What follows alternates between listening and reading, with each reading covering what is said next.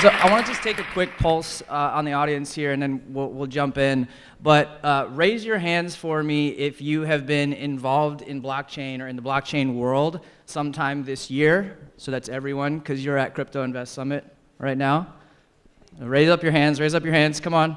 It's okay if you're a little bit of a newbie. All right, now keep your hands up. Keep your hands up. If you've been involved in blockchain last year, 2017, keep your hands up. If not, put them down. Keep your hands up if 2016 you were involved. 2015, 2014, 13, 12, 2005.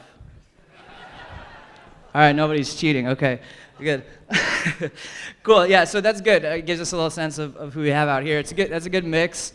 So you know, this is going to be kind of a meandering discussion here. Apolo and I have talked a little bit about what we're gonna hit, but it's pretty casual. We have a couple topics around an amazing company that he's working on, which, full disclosure, I'm also an advisor to the company.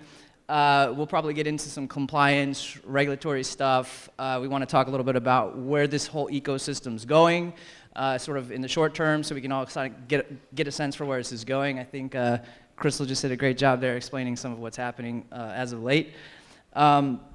So before we do that, quick background on myself. My name is Jesse Tevelow. I am one of the co-founders and also one of the managing partners of BlockTeam Ventures. We are a strategic investment fund. We invest in companies that are building core blockchain tech, which you'll hear about more of in a little bit, and also just blockchain-enabled companies.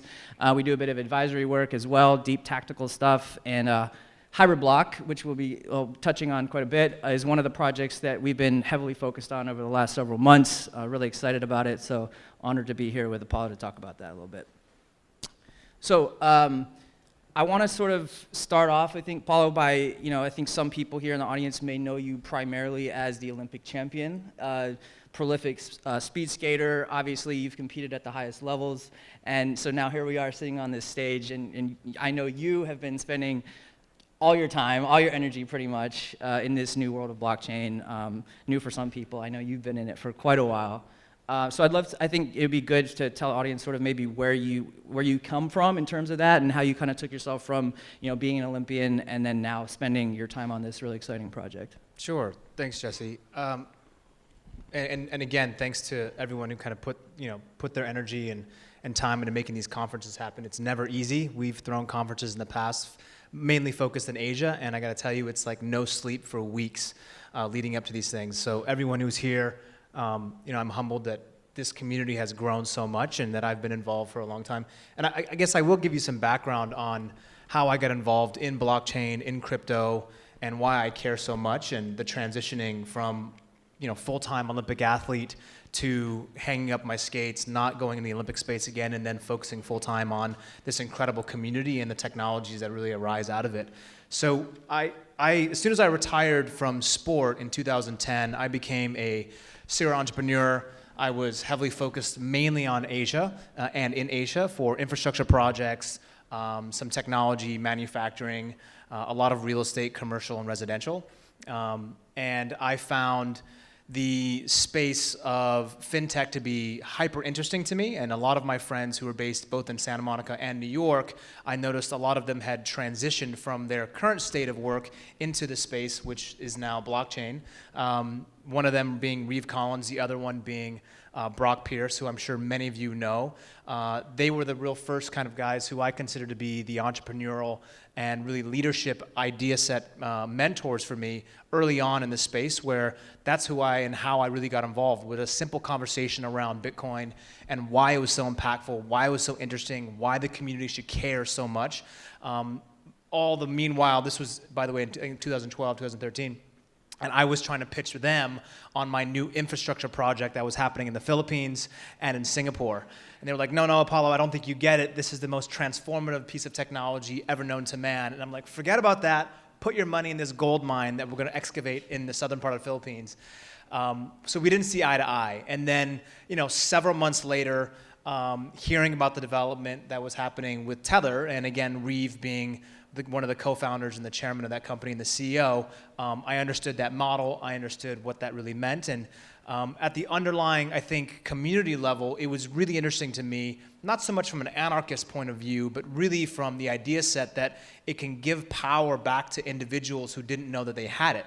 And, I came from an individual sport, but we had a team environment. And so every single time you wanted to make a change, we saw a direct result. And I think when it comes to finance, most of us don't really know what even really that means. And if you're not of the 1%, that's a really difficult proposition to ask. So if you weren't born into money, if you don't have money, the whole entire idea around accredited investor, that whole fiasco, at least here in the United States, was a really challenging subject. And I saw that crypto and I saw that blockchain was a real opportunity. So I then began investing. And began. And when was that? When you first started 2013. 2013. Okay. 2013 is I started to acquire Bitcoin. And although it wasn't hyper early, it was I think early enough to where I could figure out how to lose a couple of wallets that I wish I still had today. But overall, it was an incredible experience. And I was the guy, by the way, who post career was betting that the Iraqi dinar was going to skyrocket in price. Because my SEAL friend told me this was like the best investment on the planet. That has still not happened. So I literally own anyway. Yeah.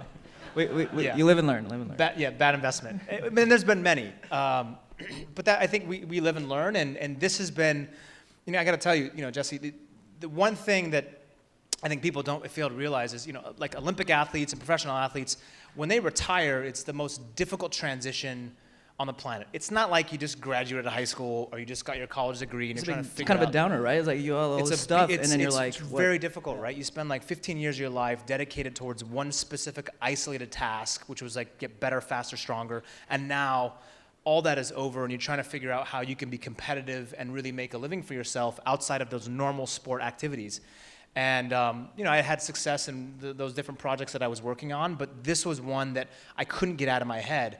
And through the process of participating in all these different great communities and slowly becoming more immersed in the entire environment, and wholeheartedly just admitting, I'm local here, LA, although I spend like 80% of my time in Asia. There's such a growing community that we saw through 2015, 16, and 17. And I really saw the spark really in kind of early 2017, where you'd see these guys in Silicon Beach kind of pop out of nowhere. And every single person from, just celebrities to athletes to existing successful businessmen are trying to get a piece and understand what is the state of crypto, how do they get involved, and what the hell is a digital wallet, what is a Mew, what is a crypto kitty, like all these things that I think many people struggle to realize and recognize. It became so fascinating with me. And so that process took me all the way till early 2017, in which I had been kind of pressuring and getting my business partners, who I consider to be very successful in Asia, to say, look, guys, let's create something that's different from what your background comes from. And I became really fascinated with the actual crypto exchange business, and thus began my journey along building cryptocurrency exchanges and trying to understand the existing players in the market, what Coinbase has and does and gives to the existing crypto beginner or novice or someone who's never owned a piece of Bitcoin or Ethereum or Litecoin before, and what that process looks like for them. And we wanted to figure out a way to make that process easier, and thus began the company formation of Hybridblock. Got it. And what would you say drew you to looking at an exchange, right? Because that's deep tech. That's what we would consider in our fund, like a core, like blockchain core technology, right? And so what drew you to that versus, let's say, like doing a dApp or something?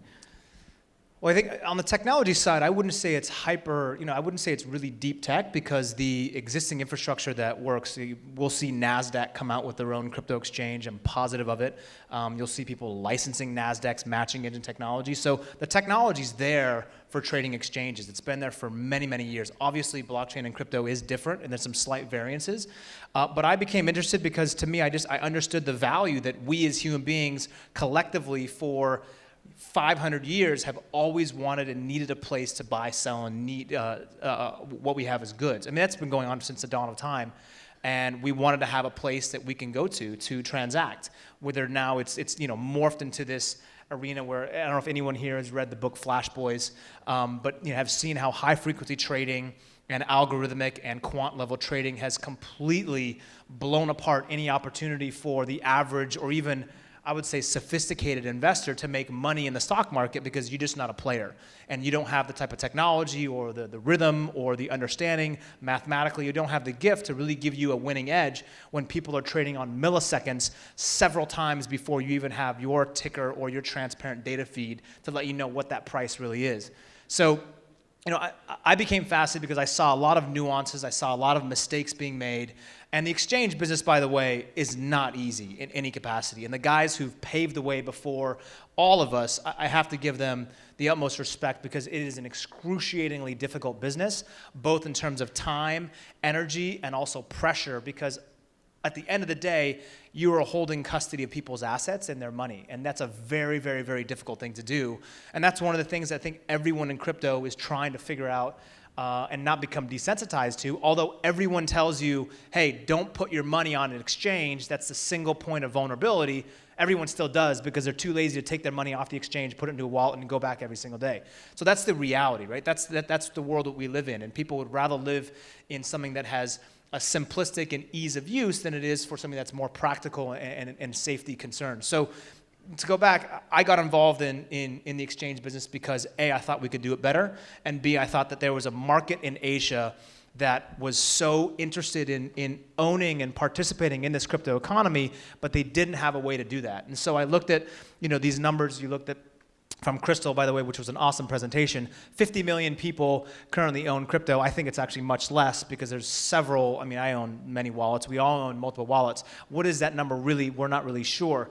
So how do we get the next wave of adoption? And that was my focus, and said, well, I know that our access points in Asia have the ability to adopt the next 100 million people into this ecosystem and to get them understanding from an educational perspective. And that was one of the major components that I felt that was missing from crypto, was that I didn't have, besides my friends like Brock and Reeve, who, by the way, are geniuses in the space, but I didn't have a place where I could go to at midnight or 2 in the morning and learn about crypto from someone that I trusted, someone that I knew that was a professional. It wasn't like going online and learning about courses. And now we've got the influencers, we've got people who consider themselves to be experts because they've been in this space for 8.5 months.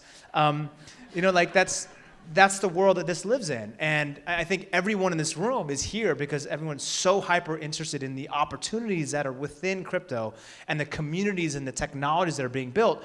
But I didn't see the educational platforms kind of behind that. And so I made it a fundamental thesis as a part of one of the things that we do as a company that doesn't make us any money, is to just have an educational system, either app or web-based, that can give people and hold their hand through the process of what is a blockchain, what is Bitcoin, why should I care, does it impact me, can I eat it, can I turn it into something, what are all these technologies that we talk about, and why is it so transformative?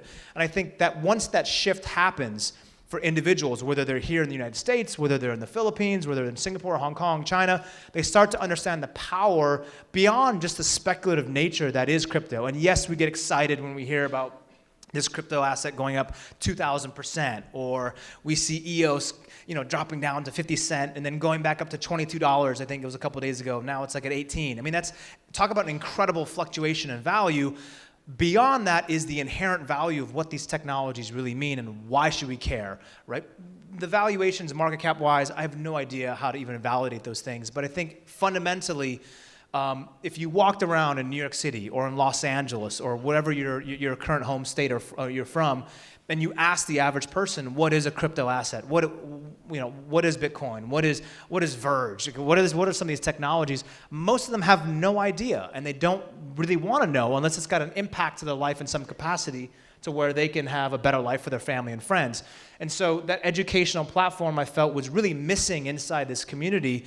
And there's so many incredible minds who understand the space. We just needed to funnel them into an area where they could have their own channel and talk about these things freely, transparently, and openly in a way that says, hey, look, I've always wanted to know if this technology was going to win, or if this technology was really good. Why is it good? Is it better than Bitcoin? Is it better than the existing blockchain mechanisms that are out there? How far along on their process is it? Should I buy Litecoin? Is always like this, common Uber driver, question I get time and time again.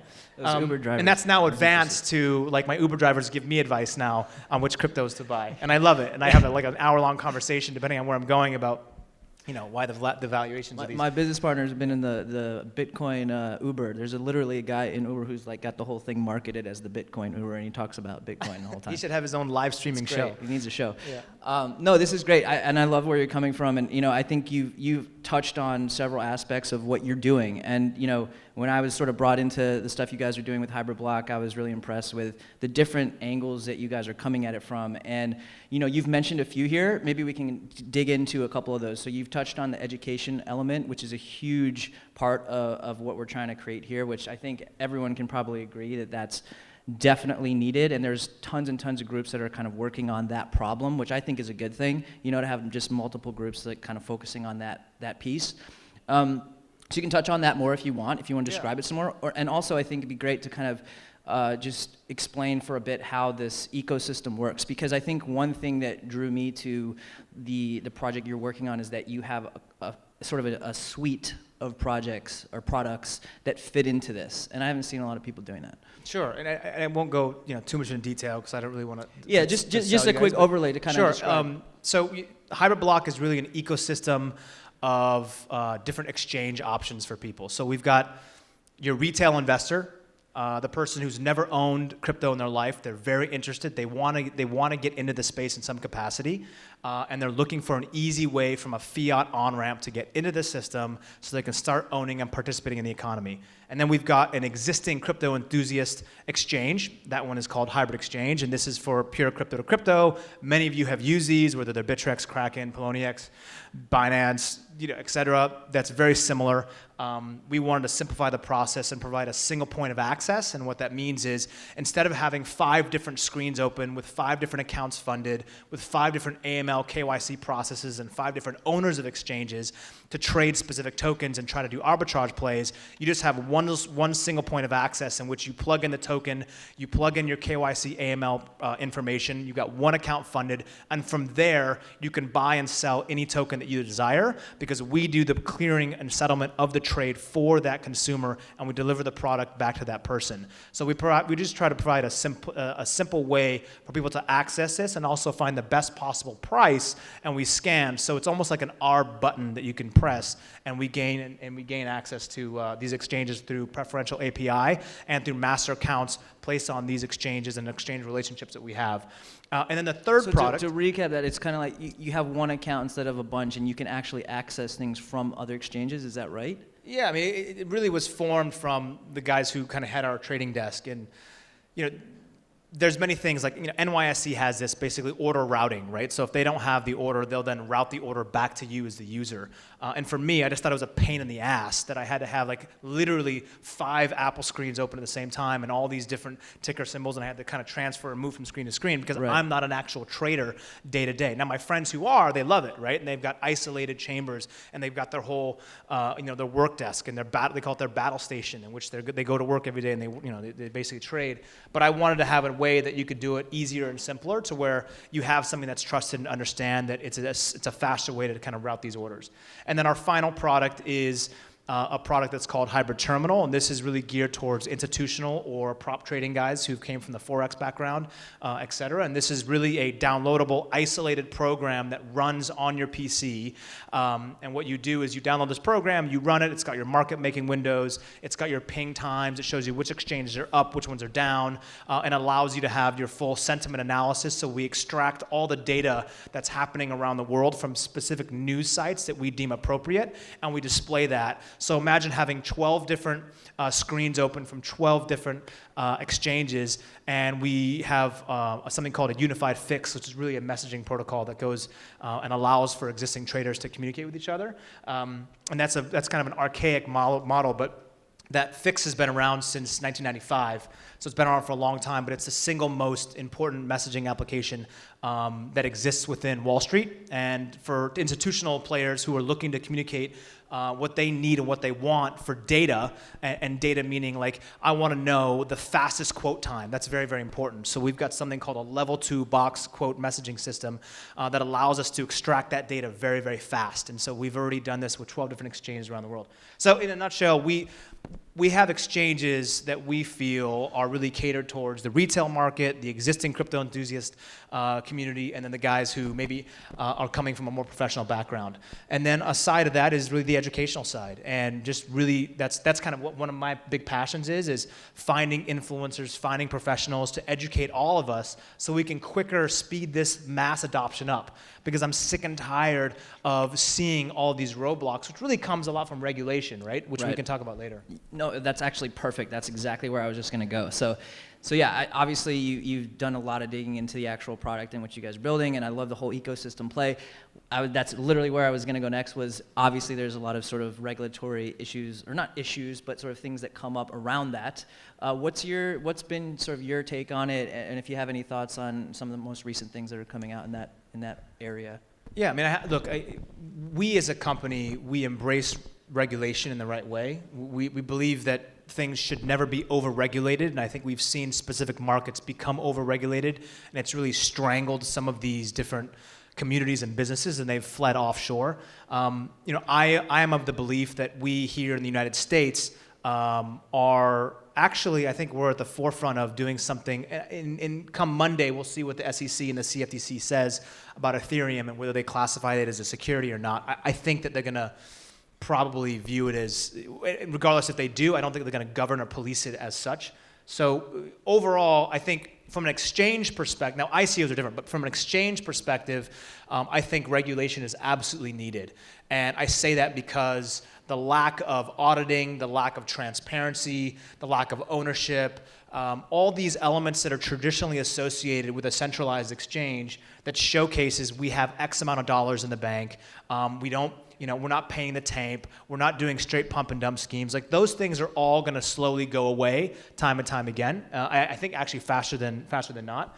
So regulation is needed to really, I think, equalize the entire community. And we've seen, look, when you have exchanges flee from jurisdiction to jurisdiction, to me, it reminds me very much of the kind of online gaming and the online poker days that happened, within the last decade. And anyone who's been involved in that in any capacity knows exactly what I'm talking about. You saw operators trying to find, whether it's Isle of Man, whether it was Amsterdam, whether it was, the UK, they're trying to find domiciles and locations that are more friendly from a crypto perspective. But at the end of the day, the stranglehold is still governments, banks, and a few others, right? But that's really what we face. So I think the right type of regulation and working with regulators so that they become educated and understand that, hey, look, 47% of the entire world right now is a millennial. And those millennials, they don't really trust banks. They have a uneasy relationship with their existing government. They don't really understand why fiat's needed, and they're all very pro-crypto. So when you've got this mass groups of data of people who are so interested in what crypto can bring, that scares governments because that centralized point of power is now threatened. And for the US, for example, if the administration decides and says, hey, look, America first, which means AKA the US dollar first, every single petrodollar should always be denominated and strengthened by the US dollar, and every single oil and gas transaction in the world is always under that standardized version, which is the US dollar. They never want to lose sight of that. I understand why, right? That's their centralized form of power. But if you have ways in understanding that 97 million people in the United States are millennials, and all of the data that showcases why they care so much about crypto, it's pretty powerful, and it's really amazing, and I think that's what gets me so excited. And also, I think that is the voice that these regulations and these governments have to understand.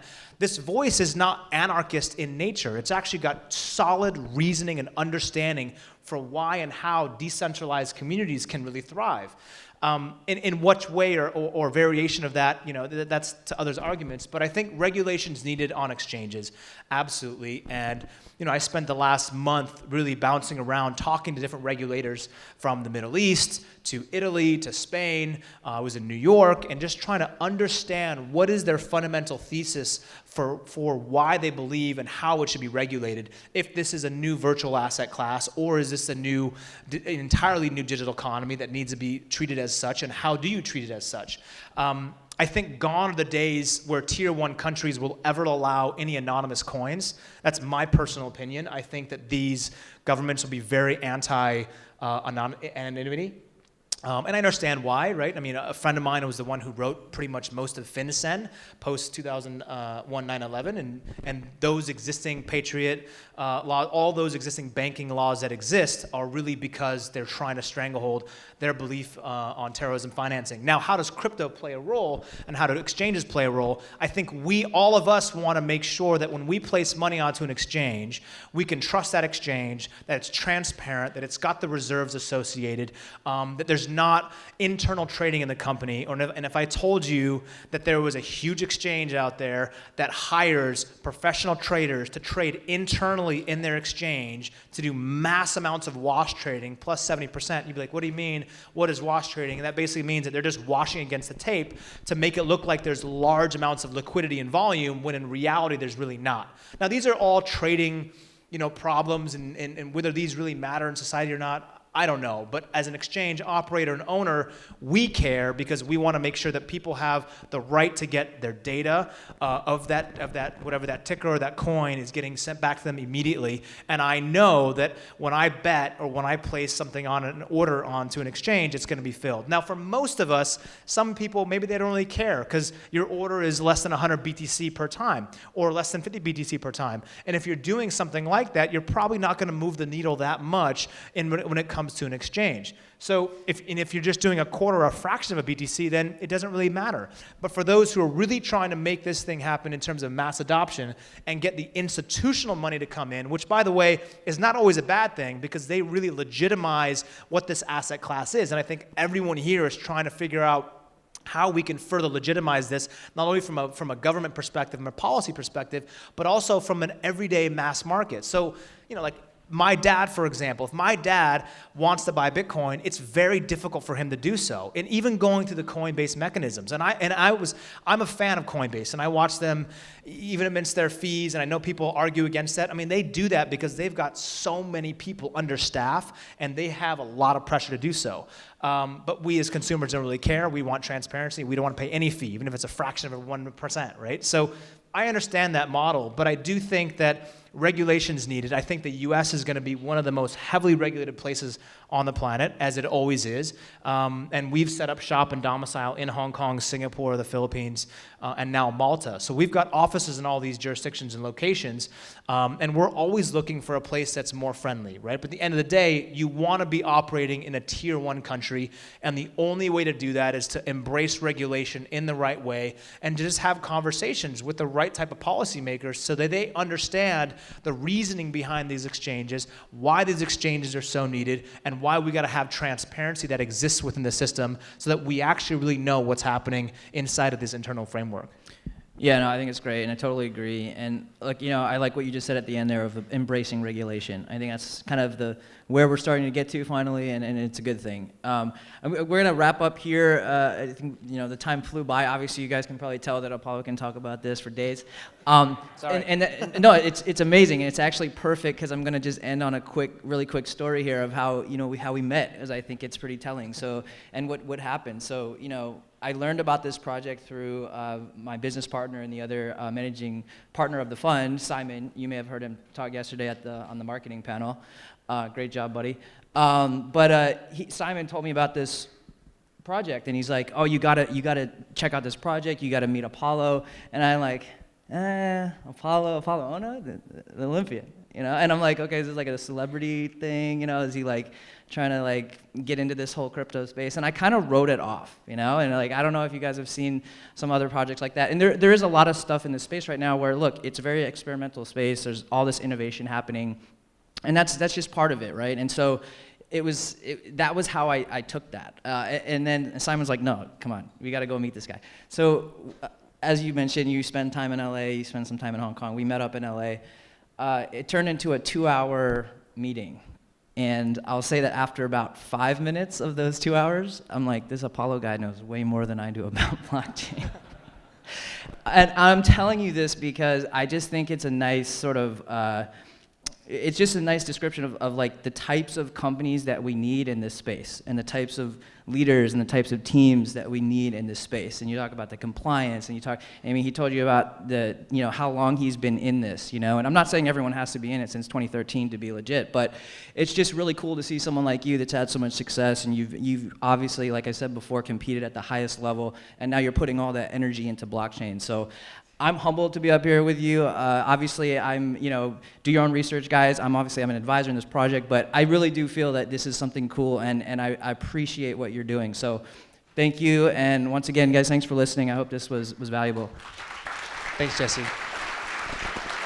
I want to give you just one last opportunity for any parting thoughts and anything you want to tell the audience. I'll make it quick. I think just a few things. One, I consider myself to be a complete noob in this space, regardless of how long I've been in any capacity, either through speculating or participating in all of these projects. But one thing I think that is so fascinating that you'll recognize is that normally the talent for technology is in San Francisco, and I think everyone understands that. And it's not really the case anymore. And obviously, there's amazing technologies and companies and people who are fundamentally just grounded in SF in Silicon Valley. But LA is starting to become an incredible ground of community of people who've got amazing ideas.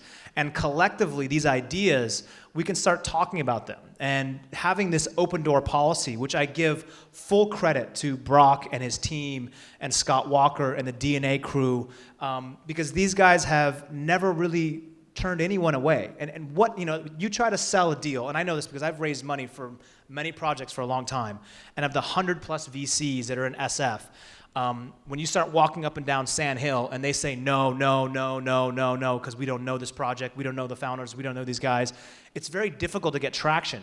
And that's not the case in this community. The case is that this is so powerful, and collectively the incredible creative vision that LA has, that whether you're in arts, whether you're from film, whether you come from real estate, whatever technologies or ideas that you have, or you're just an investor, I fundamentally believe that the borderless opportunities that exist, and we chose Asia, by the way, because of population density, but the borderless opportunities that exist, that you can participate in something as far as India, as far as China, Thailand, is remarkable. This didn't exist 5 years ago.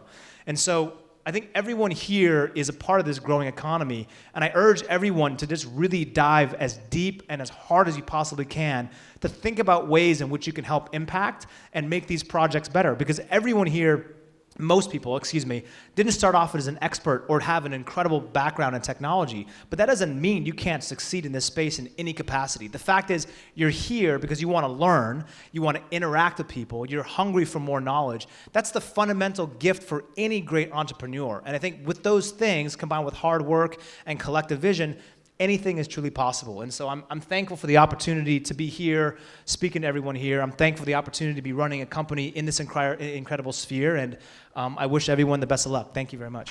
Thanks, guys.